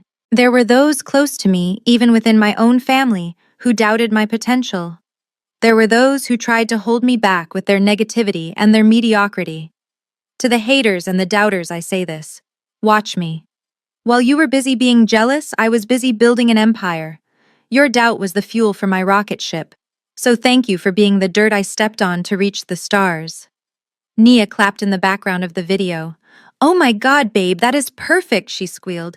That is going to destroy her. Audrey is going to die of shame when she hears that. Preston bowed to his imaginary audience. Let her die of shame, he said, fixing his cufflinks. She is already dead to me anyway. Tonight is about the future. And the future is all mine. I turned off the video feed and stood up from my chair in the security office. He was right about one thing. Tonight was about the future. But he was very wrong about who owned it. I smoothed the skirt of my black and white server uniform and adjusted my name tag, which read simply Jane. It was time to go to work. I picked up a silver tray and walked toward the service elevator, ready to serve my brother the one thing he was not expecting. The truth. The service corridor was quiet and smelled faintly of floor wax and industrial cleaner. I was halfway to the locker room holding my uniform on a hanger when the door to the main lobby swung open. Nia stepped through. She looked stunning in a floor-length silver gown that hugged every curve of her body like liquid mercury. Her hair was swept up in an intricate chignon, and diamonds sparkled at her throat. But the moment she saw me, the elegance vanished. She did not walk toward me, she marched, her heels clicking against the linoleum floor like gunfire. She slammed her hand against the wall right next to my head, blocking my path. Her eyes were manic-wide with the intoxicating rush of power. She leaned in close so that her expensive perfume overwhelmed the smell of the cleaning products. I saw you eyeing the main entrance, Audrey, she hissed. Do not even think about it. You are not a guest tonight. You are a prop. You are here to make us look benevolent. Do not forget that. She poked a manicured finger hard into my shoulder. And listen to me very carefully. I know you think you are clever. I know you think you can corner Mr. Galloway near the buffet. and tell him some sob story about how mean we are to you. If you breathe one word to him about family business, or the cabin, or the loan, I will destroy you." She paused to let the threat sink in her eyes, narrowing into slits. "I am a partner at a top law firm. I know judges who owe me favors. If you try to sabotage Preston tonight, I will slap you with a defamation lawsuit so fast your head will spin. I will accuse you of harassment, extortion, and slander. I will make sure you are arrested tonight in front of everyone. You will not just be broke, you will be an inmate. Do you understand me? You are just a speck of dust, Audrey. You are nothing." I looked at her, staring into the eyes of a woman who believed she was untouchable. It was almost tragic. She was threatening me with a law license she had already lost. She was threatening me with judges who would likely be presiding over her own disbarment hearing next week. She was a ghost shouting threats from the grave, but she did not know she was dead yet. I slowly reached up and removed her finger from my shoulder. I did not squeeze her hand. I did not push her. I simply moved her touch away from me as if she were something unclean. "You have made yourself perfectly clear, Nia," I said, my voice soft and devoid of fear. "I know exactly where I stand, and I promise you I will not say a single word to Mr. Galloway that is not the absolute truth." Nia sneered, mistaking my calm for submission. "Good. Now go put on your little costume. The guests are arriving and we need someone to pick up the trash." She turned on her heel and swept back out into the lobby, ready to play the role of the devoted wife. I watched the door swing shut behind her. She wanted me to pick up the trash. I would honor that request. I walked into the locker room and began to unbutton my blouse. It was time to put on the uniform. It was time to become invisible so that when I finally reappeared, the shock would be fatal. They wanted a servant. I would give them a servant who held the keys to the kingdom. Inside the locker room, I waited until the door clicked shut behind Nia. I listened to the sound of her heels fading down the hallway. She thought she had just put a dog in its kennel. She had no idea she had just left the wolf alone with the keys. I did not open the locker assigned to Jane. I did not put on the polyester uniform that smelled of industrial detergent. Instead, I walked straight through the service area to the private elevator at the back of the hotel. I pressed my thumb against the biometric scanner and the doors slid open instantly. The elevator whisked me up to the penthouse suite, which I had reserved under the name of my holding company. The room was silent and cool, smelling of fresh lilies. In the center of the room, hanging on a velvet mannequin, was the reality of who I was. It was a custom-designed midnight blue gown that shimmered like a dark ocean under the moonlight. It had cost $15,000, which was more than Preston earned in 3 months. I stripped off my street clothes and stepped into the silk. It fit like a second skin. I sat at the vanity and opened the small safe I had brought with me. Inside lay a diamond necklace and earring set that had belonged to the founder of Zenith Capital. The stones were cold and heavy against my skin. As I clasped the necklace, I looked in the mirror. The woman staring back was not the sister who begged for approval. She was not the writer who lived in a rented apartment. She was the chairman of the board. She was the person who could buy and sell everyone in the ballroom downstairs. A knock came at the door. "Enter," I said, my voice dropping an octave deeper into its natural authority. "Marcus." My executive assistant walked in. He was carrying a thick leather-bound portfolio. He stopped when he saw me and gave a rare nod of approval. "You look ready for war, Ms. Audrey." "I am," I replied, standing up and smoothing the silk of my gown. "Do you have it?" Marcus placed the portfolio on the marble table. "It is all here. The forensic accounting team finished the final audit 20 minutes ago. We have the wire transfers Preston made to the yacht company. We have the emails Nia sent to the judge's clerk offering bribes. We have the tax returns where your parents claimed you as a dependent while you were secretly paying their mortgage." He opened the folder, revealing pages of highlighted bank statements and incriminating text messages. "It is bulletproof," Marcus said. "Once this is projected on the screen, they will not just be fired, they will be indicted. The district attorney is already expecting a call from our legal team in the morning." I ran my fingers over the documents. Paper. It was just paper. But in the right hands, paper was sharper than any knife. This stack of documents was the sum total of their greed and their stupidity. It was the receipt for every time they called me a failure. I closed the portfolio with a heavy thud. "Good work, Marcus," I said, picking up the file. "Have the technical team prep the projector in the ballroom. When I give the signal, I want these documents to replace Preston Need's slide deck." Marcus smiled grimly. "It will be done." I walked to the door, clutching the leather folder like a weapon. Downstairs, the champagne was flowing and my brother was preparing to take his victory lap. He was about to find out that the track led straight off a cliff. I checked my reflection one last time. The Audrey they knew was gone.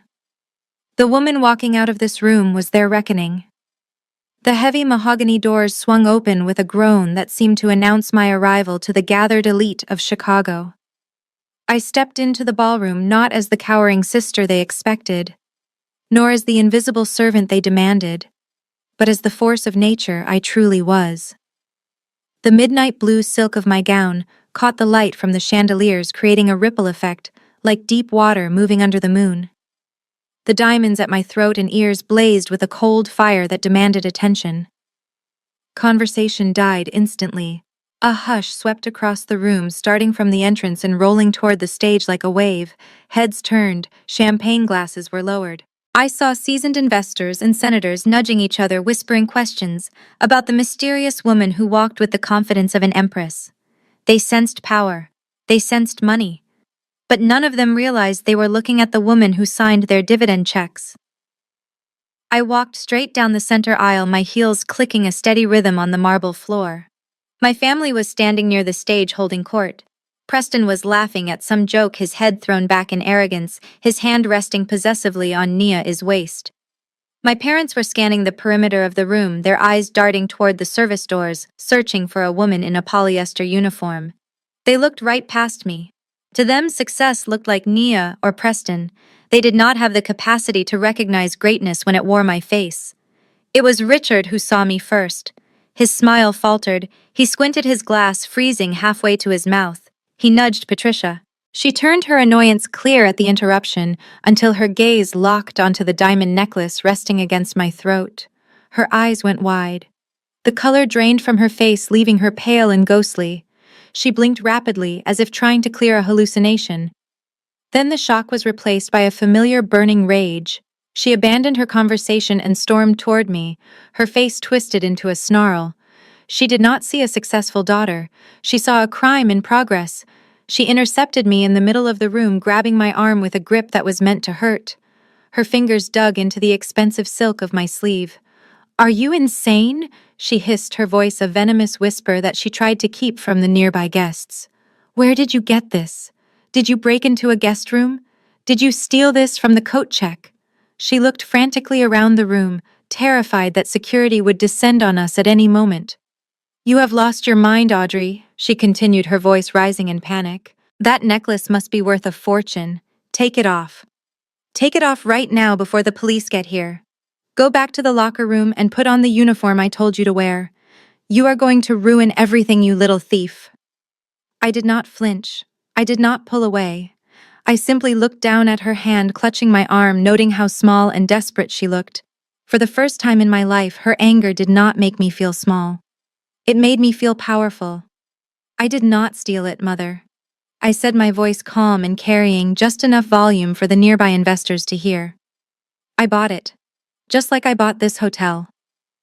Her jaw dropped, but before she could process my words, the lights dimmed and the spotlight hit the stage. The show was about to begin, and I had a starring role. The lights in the ballroom dimmed until the only illumination came from the single bright spotlight cutting through the darkness to center stage. The chatter of the crowd died down, replaced by a hushed anticipation. A dramatic orchestral swell played over the speakers, signaling the beginning of the ceremony. To everyone else, it sounded like fanfare. To me, it sounded like the overture to a tragedy. Mr. Galloway walked up the stairs to the podium. He looked distinguished in his tuxedo, but I could see the sheen of sweat on his forehead. He gripped the sides of the lectern tightly, his knuckles white. He knew that what he was about to do would shatter the lives of the people sitting in the front row. He scanned the audience, his eyes pausing for a fraction of a second on me standing in the center aisle, like an avenging angel in blue silk. Then he looked down at his notes. "Ladies and gentlemen," Galloway began, his voice echoing slightly in the vast room. "Thank you for joining us on this historic evening. Tonight is not just about the growth of Zenith Capital. It is about leadership. It is about recognizing the individuals who drive our success and ensuring that our future is in the right hands." At table 1, my brother Preston stood up before his name was even called. He could not help himself. The adrenaline was coursing through his veins, making it impossible to sit still. He buttoned his jacket and smoothed his tie, checking his reflection in the back of a spoon one last time. He looked at Nia, who was holding her phone up, capturing every second for her followers. She mouthed, "I love you," to him, and he winked back. Then he turned his head slowly to look for me. He found me standing in the darkness just outside the ring of the spotlight. His eyes locked onto mine, and a slow, cruel smile spread across his face. It was a look of pure, unadulterated triumph. It said, "I won." It said, "Look at me up here, and look at you down there." It was the look of a man who believed he had finally crushed his competition into the dust. He mouthed the words, "You are dead to me." He dragged his thumb across his throat in a childish gesture of dominance. He wanted me to know that after tonight he would use his new power to bury me completely. I did not look away. I did not frown. I simply stared back at him with the impassive gaze of a judge watching a criminal sign his own confession. He interpreted my silence as fear. He thought I was frozen in awe of his magnificence. He turned back to the stage, puffing out his chest, ready to ascend to the throne. "We have a long history of excellence at this firm," Galloway continued, his voice gaining strength. "But sometimes we must make difficult decisions to protect that legacy. We have to look closely at the character of those we entrust with power. Tonight, we are here to announce a major change in our executive leadership." Preston took a step forward, his foot hovering over the red carpet of the aisle. He was vibrating with readiness, prepared to sprint up those stairs and claim his crown. He had no idea that the ground beneath his feet was already gone. Galloway paused and looked directly at Preston, who was now ascending the first step of the stage stairs. My brother was beaming, waving to the crowd like a politician who had just won a landslide election. He was so consumed by his own fantasy that he did not notice the pity in Galloway's eyes. He did not notice that the spotlight had not moved an inch to follow him. It remained fixed on the empty space at the center of the stage, waiting for its true owner. "Tonight, we honor a very special individual," Galloway said, his voice booming through the surround sound system. "A leader who has worked in the shadows for years. Someone whose vision and personal capital saved this firm from the brink of bankruptcy during the crisis of 2008. Preston hesitated for a fraction of a second. His foot hovered over the second step. A flicker of confusion crossed his face. He was not there in 2008. He was still in college, partying on my dime. But his ego was a powerful drug. He quickly rationalized it. He assumed Galloway was speaking metaphorically, or perhaps rewriting history to make him sound more experienced. He resumed his climb, his smile returning, but slightly more strained. Galloway continued, his voice rising to a crescendo that demanded absolute attention. "This person is not just an employee. This person is the architect of our future. The individual who quietly acquired and currently holds 51% of all voting shares in Zenith Capital." Preston froze completely. His shoe skidded slightly on the polished wood of the stair. The math hit him like a physical blow. 51%. He knew he had not bought a single share. He knew the mortgage money was currently sitting in the bank account of a yacht charter company in Miami. He looked at Galloway, his mouth opening and closing like a fish out of water. He looked at the board members in the front row, expecting them to look confused. Instead, they were all looking toward the center aisle. They were looking at me. "It is my distinct honor," Galloway shouted, pointing his hand not at the man on the stairs, but directly at the woman in the blue dress standing in the shadows, "to introduce your new chairman of the board, the owner of this company, Ms. Audrey Miller." The name hung in the air like a thunderclap. Preston turned his head so fast I heard his neck crack. He looked at me, his eyes bulging out of his head. His brain could not process the information. The cognitive dissonance was too great. Audrey, his sister, the failure, the owner. In his shock, he forgot how to stand. He forgot gravity existed. He tried to spin around to face the audience, but his legs gave out. He tripped over his own expensive Italian shoes. He did not stumble gracefully. He crashed. He fell forward, slamming his shins against the sharp wooden edge of the stairs, and tumbling down to the floor in a heap of tangled limbs and tuxedo fabric. He landed face down on the red carpet at the base of the stage. The microphone picked up the heavy thud of his body hitting the ground. The room went instantly silent. It was a vacuum of sound so complete that I could hear the hum of the air conditioning vents on the ceiling. No one gasped. No one moved. 300 of the most powerful people in Chicago sat frozen, their champagne glasses halfway to their mouths, staring at the man sprawled on the floor and the woman standing like a statue in the aisle. Preston groaned and tried to push himself up. His nose was bleeding, dripping red onto his white shirt. He looked up at me from the floor, his eyes filled with a mixture of agony and terror. He finally saw me. He really saw me. And for the first time in his life, he realized he was looking up at a giant. I began to walk toward the stage. The crowd parted for me, instantly splitting like the Red Sea before Moses. I did not look left or right. I kept my eyes fixed on the podium where my destiny was waiting. The silence in the room was so thick it felt like I was wading through water, but the sound of my heels striking the marble floor rang out like gunshots. Preston scrambled to his knees on the red carpet. He looked manic. Blood was smearing from his nose onto his upper lip, and his expensive tuxedo was ruined. He looked from me to Galloway, and back again, his brain frantically trying to reject the reality that was staring him in the face. He pointed a trembling finger at me, his face twisting into a mask of desperate denial. "You are making a mistake!" he shrieked, his voice cracking high and shrill. "Galloway, you senile old fool, you have got the wrong person. She is not the owner. She is the maid. She is the help. Look at her. She is a fraud." He lunged toward the first row of guests, grabbing the arm of a startled senator. "Tell them," Preston begged, spit flying from his mouth. "Tell them she is nobody. She is just my jealous sister. She probably stole that dress from the lost and found. Arrest her. Call the police. She is pulling a prank on all of you." Galloway did not even look at him. He simply raised his hand and two large security guards stepped out of the shadows. They moved with the efficiency of machines. One of them grabbed Preston by the back of his jacket and hauled him away from the guests, while the other blocked him from rushing the stairs. "Let me go!" Preston screamed, thrashing against the guard. "Is grip. I am the vice president. You cannot touch me. I am your boss." Galloway leaned into the microphone, his voice ice cold and amplified to every corner of the room. "Security, please keep the noise down. I will not have a former employee interrupting the proceedings." The words hung in the air. Former employee. Preston stopped struggling. The color drained from his face, leaving him looking like a corpse.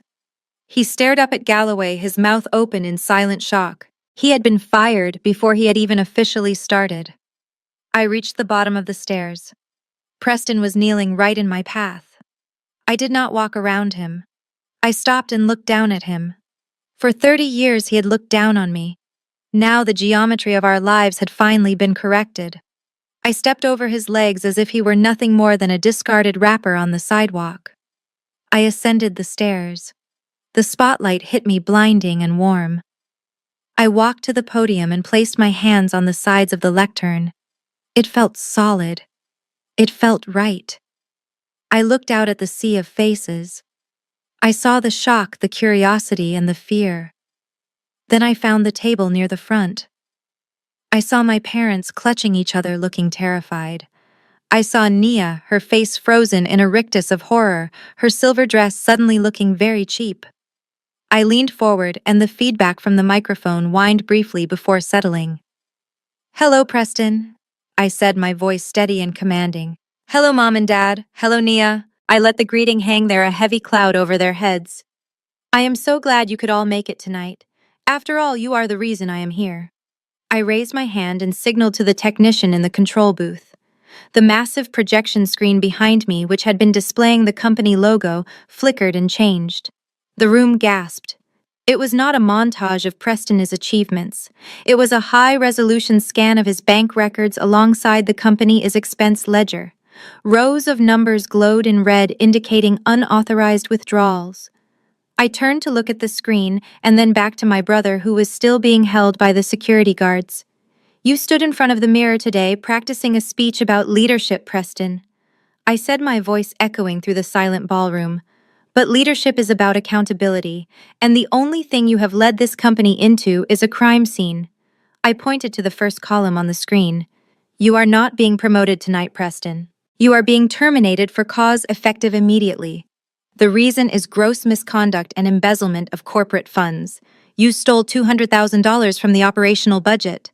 You thought you were clever hiding it under vendor expenses, but you forgot that I wrote the code for the auditing software." Preston turned a sickly shade of green. He tried to speak to formulate a lie, but no words came out. "And then there is the matter of the cabin," I continued. The screen changed again. This time it showed the mortgage document he had forced me to sign just days ago. The signature was projected 10 feet tall. "You bullied me into signing over Grandma's home so you could mortgage it. You told our parents you were buying stock. But we can all see the transaction history here. You took that money and you bought a Porsche. You rented a yacht. You bought a watch. You treated our family legacy like a piggy bank." Preston found his voice then. It was a desperate rasp. "So what? I will pay it back. The bank gave me 30 years. You cannot touch me. That is a private loan with Summit Creek lenders. It has nothing to do with you." I smiled. It was the smile of a predator who had just closed the trap. "That is where you are confused, Preston. Do you know who owns Summit Creek lenders?" He stared at me, shaking his head slowly. "Summit Creek is a wholly owned subsidiary of Zenith Capital," I said, leaning over the podium. "I bought that bank 3 years ago to diversify our portfolio. When you applied for that loan, you were borrowing money from me. I approved the application personally because I knew exactly what you would do with it." I paused, letting the horror sink in. "The terms of the loan state that if the borrower is terminated from their employment for criminal activity, the lender has the right to call the full amount due immediately.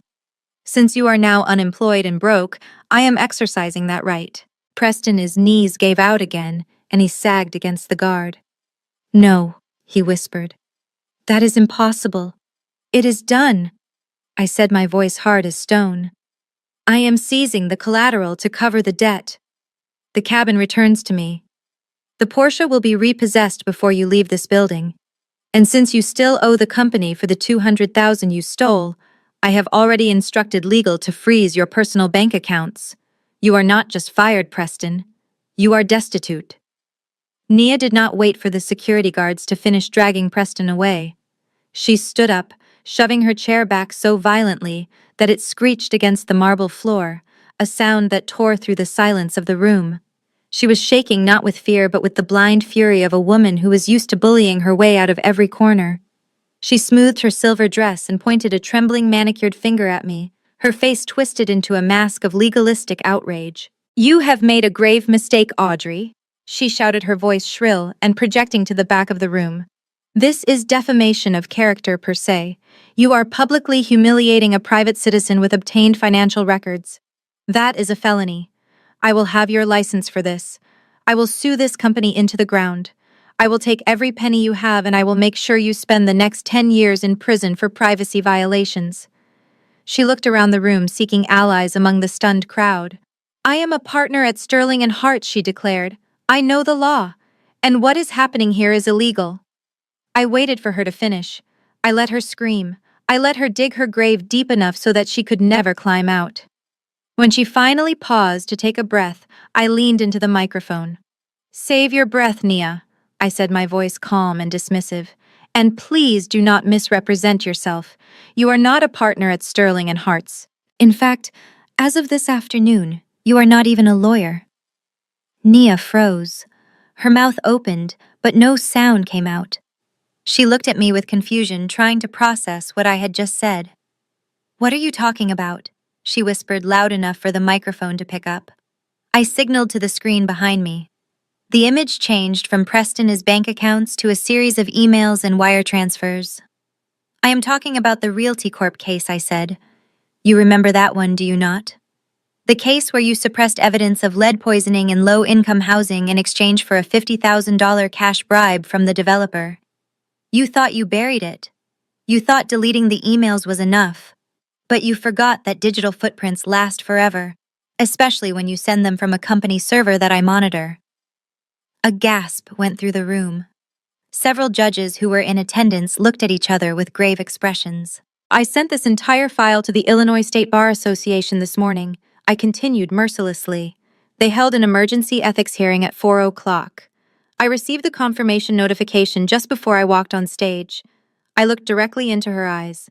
Check your email, Nia. You were officially disbarred at 5 o'clock today. Your license to practice law has been revoked permanently. You are not a shark anymore. You are just bait. Nia scrambled for her clutch on the table, knocking over a wine glass in her panic. She ripped her phone out and unlocked it with shaking fingers. I watched from the stage as the blue light illuminated her face. She saw it. The email from the Disciplinary Commission. The subject line in bold red letters. Notice of immediate revocation. The phone slipped from her fingers and clattered onto the china plate. Her legs gave out. She did not sit gracefully. She collapsed into her chair as if her strings had been cut. She stared at the tablecloth, her eyes wide and unseeing. Her identity, her career, her status, and her future had all been vaporized in 10 seconds. She was no longer the feared attorney. She was a criminal exposed in a room full of the very people she had tried to impress. She covered her face with her hands, and for the first time that night, she was completely silent. The sound of Nia collapsing was the final straw that broke the paralysis holding my parents in their seats. For a moment, they had sat frozen, watching their golden world disintegrate on the giant screen, but seeing their son dragged away and their future daughter-in-law destroyed snapped them back into a desperate reality. They realized that the checkbook they had relied on for decades was now held by the daughter they had discarded. Panic replaced pride. Richard and Patricia scrambled up from their table, knocking over chairs in their haste. They did not care about the dignitaries watching them. They did not care about dignity. They only cared about self-preservation. They rushed toward the stage, their faces flushed with a manic mix of fear and entitlement. They thought they could still command me. They thought that because they gave me life, they still owned my soul. They reached the bottom of the stairs, but they did not get far. 2 security guards stepped in front of them, forming a wall of black suits and muscle. My father tried to shove past them, shouting about his rights, but he was effortlessly pushed back. He stumbled, looking small and impotent against the authority I now wielded. My mother, seeing that force would not work, switched tactics instantly. She grabbed the lapel of a guard, trying to peer around him to catch my eye. Tears began to stream down her face, ruining her expensive makeup. It was a performance I had seen 1,000 times, but this time the desperation was real. "Audrey, baby, please!" she wailed, her voice cracking with sobbing histrionics. "Look at me. It is Mommy. We did not know. We honestly did not know you were this successful. I always told your father you were special. I knew you had a genius inside you." She reached out a hand through the gap between the guards, grasping at the air, as if trying to catch a lifeline. "Please stop this, Audrey. You have made your point. You are powerful. We see that now. But do not destroy your brother. He is just a boy. I was only trying to help him because he needed it more than you. I pushed you hard because I knew you could take it. We are a family. You cannot do this to your own flesh and blood. Thaw for him. Thaw for us." I looked down at them from the height of the stage. I watched my mother beg. I watched my father look at the floor, unable to meet my gaze. I felt nothing. The anger was gone. The sadness was gone. All that was left was the cold clarity of a balance sheet. I leaned into the microphone and my voice cut through her sobs like a razor. Family. I repeated the word, tasting the ash of it in my mouth. That is a very interesting word choice, Mother, because I seem to recall a conversation 2 days ago where you told me that if I did not sign over my property, I was dead to you. You said I was a disgrace. You cut me off from the family insurance. You told me to walk through the service entrance tonight because you were ashamed to be seen with me. I gripped the podium, my knuckles white. You defined the terms of our relationship, not me. You established that our connection was transactional. You only loved me when I was useful, and you discarded me when I was not. So I am simply following the rules you wrote. I am not acting as your daughter because, according to you, I do not have parents. I am acting as a CEO. I gestured to where Preston had been dragged out. In business, when an asset becomes a liability, you liquidate it. When a partner becomes toxic, you cut them loose. I am not being cruel, Mother. I am being efficient. I am eliminating risk. And unfortunately for you, the biggest risk to my company and my life is this family. The silence that followed my declaration was not empty.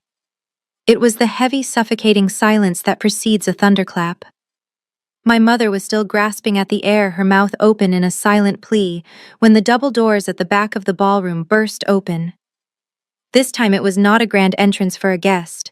6 individuals in navy blue windbreakers emblazoned with the yellow letters FBI marched into the room, followed closely by 2 agents in sharp gray suits whom I recognized from the Internal Revenue Service. The atmosphere in the room shifted instantly from social discomfort to criminal severity. The agents did not stop to admire the decor or nod to the senators. They moved with the terrifying precision of a wolf pack that had already singled out its prey. They split into 2 groups. One team headed straight for the table where Nia sat slumped over her ruined life. The other team marched directly toward the side of the stage where security was still restraining Preston. My brother looked up, his eyes lighting with a flicker of delusional hope. He actually believed for a split second that they were there to save him. He struggled to straighten his spine, trying to summon the ghost of his former authority. "Over here," he shouted, his voice cracking. "Officers, thank God! Arrest this woman. She has hacked the company's servers. She is framing me. I am the victim here." The lead agent, a tall man with a stone face, did not even blink. He stopped in front of Preston and pulled a pair of heavy steel handcuffs from his belt. He spun Preston around with a practiced motion that allowed for no resistance. "Preston Miller, you are under arrest," the agent said, his voice carrying over the stunned crowd. "We have a warrant for your arrest on charges of wire fraud, bank fraud, and embezzlement. You have the right to remain silent. Anything you say can and will be used against you in a court of law." The metallic click of the handcuffs locking into place was the loudest sound in the room. It was the sound of a coffin lid closing. At the same time, the second team surrounded Nia. She did not fight. She looked up at the agents with dead eyes as they read her rights. They did not handcuff her immediately, but they pulled her to her feet with a firm grip. "Ms. Cross, you are being detained for questioning regarding the forgery of medical documents and the falsification of legal records," the agent stated. "Please come with us quietly." Nia nodded slowly, her spirit completely broken. She walked out with her head down, refusing to look at the guests she had been trying to impress only an hour ago. Preston, however, was not going quietly. As the agents began to march him toward the exit, the reality of his situation finally pierced his narcissism. He realized he was not leaving as a vice president, he was leaving as a felon. He began to kick and thrash, pulling against the agents with all his strength. "No," he screamed, his face turning a violent shade of purple. "You cannot do this. Do you know who I am? Audrey did this. She planned this. She is the criminal. Look at her. She is laughing at me." I was not laughing. I stood immovable on the podium, watching the scene with the detached observation of a surgeon removing a tumor. I watched as my brother, the boy who had tormented me for decades, was dragged down the center aisle. He was weeping now, his snot mixing with the blood from his nose, pleading with our parents to save him. "Mom. Dad, do something," he wailed. "Do not let them take me." But Richard and Patricia stood frozen in the wake of the disaster. They watched their son being hauled away like a common thug, and they did not move a muscle. They knew there was nothing they could do. The law had finally come to collect, and the bill was higher than they could ever pay. The doors slammed shut behind Preston, cutting off his screams and leaving the ballroom in a stunned, echoing silence. The infection had been removed. The healing could finally begin.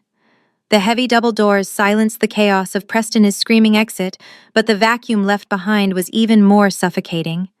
My parents stood alone on the expanse of the red carpet, two small, trembling figures isolated in the center of the grand ballroom.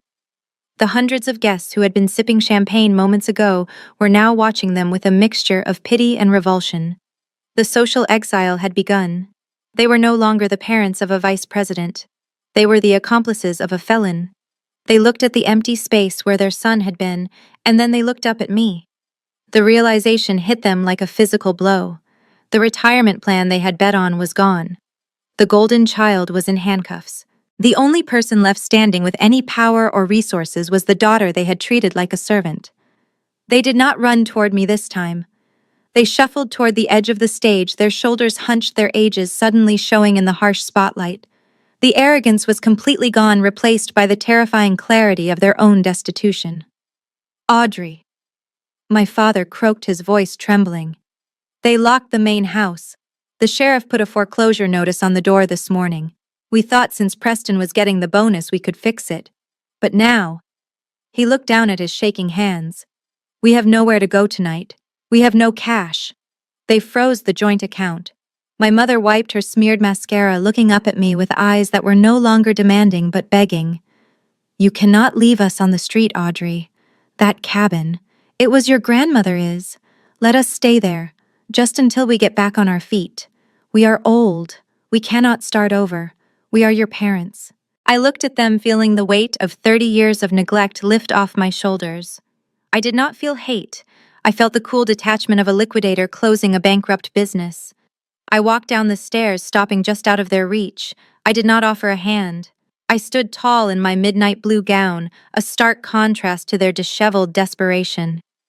You are mistaken, I said, my voice projecting clearly to the silent room. That cabin does not belong to the family anymore. It is a distressed asset of Zenith Capital. And due to the fraudulent nature of the loan, it has been seized. I adjusted my diamond bracelet, watching the hope die in their eyes. It is scheduled for liquidation. It will be sold at a public auction next month to the highest bidder to recoup the losses caused by your son's theft. You cannot stay there because it is a crime scene. But where will we live? My mother sobbed, reaching out as if to touch the hem of my dress. I took a deliberate step back. I suggest you look into efficiency apartments on the south side, I replied coldly. You still have your state pension. It should be enough for a small studio if you budget carefully. You will have to learn to live within your means. It is a character-building experience. Audrey, please. My father begged, tears streaming down his face. Do not do this. I am not doing anything to you, Richard, I said, using his name for the first time. I am simply letting you experience the consequences of your own investments. You bet on Preston. You lost. I turned my back on them. Do not contact me again, I said over my shoulder. If you show up at my office, security will remove you. If you come to my home, I will file for a restraining order. You wanted me to be independent. Now I am. I began to walk down the center aisle. The sea of senators and billionaires parted for me with reverence, bowing their heads as I passed. I did not look back at the wailing couple clinging to each other in the ruins of their vanity. I walked out the front doors into the cool night air, leaving the past to rot in the gilded cage they had built for themselves. The heavy door of the limousine clicked shut, sealing out the noise of the street and the wreckage of the past. The silence inside the vehicle was luxurious and absolute. I settled back into the leather seat, watching the illuminated facade of the hotel fade into the distance. Behind those walls, my brother was being processed by federal agents, and my parents were facing the terrifying reality of a checking account with a zero balance. I felt a phantom weight lift from my chest, a burden I had carried for so long, I had forgotten it was there. Mr. Galloway sat across from me, pouring 2 glasses of sparkling water. He looked tired, but relieved, the tension of the evening finally draining from his shoulders. He handed me a glass and waited a moment before speaking, his voice respectful and quiet. We have already received inquiries about the cabin, Ms. Audrey, he said. Since it is now a seized asset legally, we are required to put it up for auction to satisfy the debt. However, given your personal history with the property and the fact that you own the bank, we can bypass the public bidding." He paused, watching my face for a reaction. "Would you like me to prepare the paperwork for you to buy it back? It is the family home, after all. You fought hard to keep it from them. I assume you want to keep it as a sanctuary, a memory of your grandmother." I took a sip of the water and looked out the tinted window. The city of Chicago was sliding by a blur of gold and neon lights. I thought about the cabin. I thought about the smell of pine and the sound of the lake. But then I thought about the stain of my brother's greed on the floorboards. I thought about my mother's voice screaming in the kitchen and my father's apathy in the living room. That house was not a sanctuary. It was a tomb where my childhood had been buried alive. "No, Arthur," I said softly, turning from the window to meet his gaze. "I do not want it." Galloway looked surprised. "You do not?" "No," I said, my voice gaining strength. "That house is infected. It holds too many ghosts, and I am done living with ghosts. I do not want to preserve the past. I want to bury it." I set the glass down on the console. "Here is what I want you to do. Demolish it. Tear it down to the studs and clear the land. And then I want you to hire the best architects in the city. On that land, we are going to build a state-of-the-art residential center, not an orphanage, a sanctuary." I leaned forward, my eyes burning with a new purpose. It will be a shelter for children who have been disowned by their families. Children who were kicked out for being who they are or for not being what their parents wanted them to be. We will give them education, legal support, and the one thing I never had: a safety net. We will call it the Mary Miller Foundation in honor of my grandmother. That is her true legacy. Not a pile of wood, but a future for kids like me. Galloway smiled, a genuine warmth reaching his eyes. "It will be done, Ms. Audrey. It is a brilliant use of the asset." He tapped on the partition, and the driver pulled the car away from the curb, merging into the flow of traffic. The engine purred, a low hum of limitless power. I looked at my reflection in the dark glass. The sad, desperate girl was gone. In her place sat a woman who had walked through the fire and burned down the kingdom of lies. I did not look back. I looked forward at the endless road ahead, at the empire I had built and the lives I was going to save. A smile touched my lips, slow and real. It was not a smile of revenge. It was the smile of absolute freedom. The game was over, and I had won everything. The story of Audrey Miller serves as a powerful masterclass in the art of strategic silence and the definition of self-worth. The most profound lesson here is that true power does not need to announce itself.